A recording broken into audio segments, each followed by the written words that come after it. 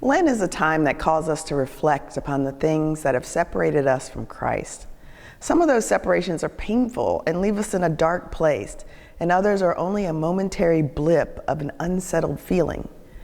But what strikes me about all of the readings today is how both Ezekiel and Romans share the vitality of hope with the Gospel of John, even in the midst of sin and despair, no matter the depths.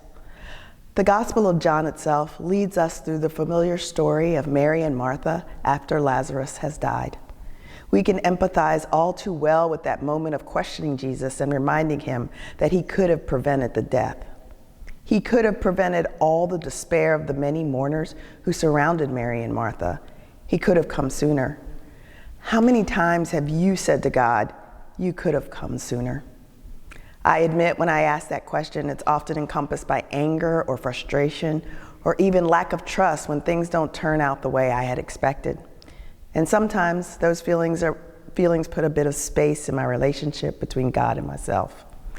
But as we dig into the time of Mary and Martha and their extraordinary relationship with Jesus, we aren't always aware that while they were certainly deeply mourning and probably frustrated, they did not lack trust in Jesus.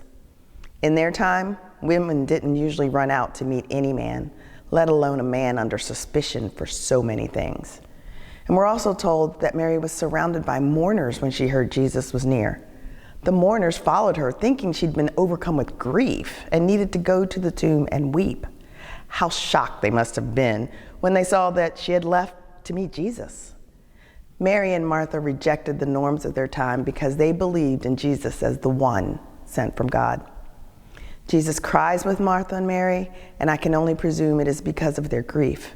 We humans cannot bear to see our loved ones hurting. How much more is Jesus moved when we are broken? Jesus knows what is to come and has no need to mourn Lazarus. This family is deeply faithful to Christ in this narrative.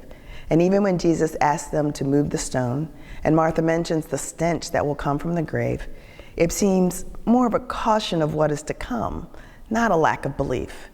It is as if Martha is saying, as you and she descend down a steep path, be careful where you step, it's slippery. But you're both going down the hill either way. They trust in Jesus. The other two readings for the day prepare us for the examples and rewards of such deep faith and trust. They speak of shedding our human expectation and the resentment that can result when expectations aren't met. And they encourage us with the comfort and miracles provided in their place. At the tomb, Jesus says, "Untie him and let him go." Will you let Jesus untie what is binding you? In the reading from Ezekiel, God says, "Then you shall know that I am the Lord, when I open your graves and have you rise from them.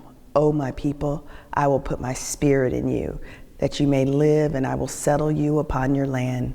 Thus you shall know that I am the Lord. I have promised, and I will do it, says the Lord."